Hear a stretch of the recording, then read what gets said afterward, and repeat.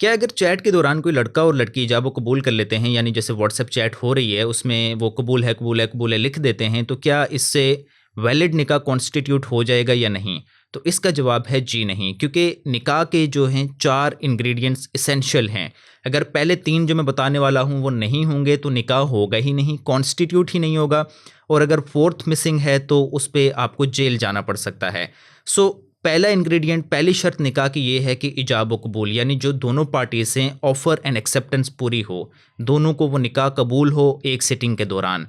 उसके बाद जो दूसरी शर्त है वो विटनेसेस की है, कम से कम आपके पास 2 विटनेसेस होने चाहिए, उनकी प्रेजेंस में निकाह होना चाहिए। तीसरी शर्त जो है वो है डावर अमाउंट की है, यानी कि हक महर जिसे कहते हैं, ये तीसरी इंग्रेडिएंट है, तीसरी शर्त है। और चौथी शर्त पाकिस्तानी कानून के हिसाब से ये है कि वो निकाह रजिस्टर होना चाहिए यूनियन काउंसिल में। पहली 3 ना होंगी तो निकाह नहीं होगा, कॉन्स्टिट्यूट ही नहीं होगा अगर कोई एक भी मिसिंग होगी।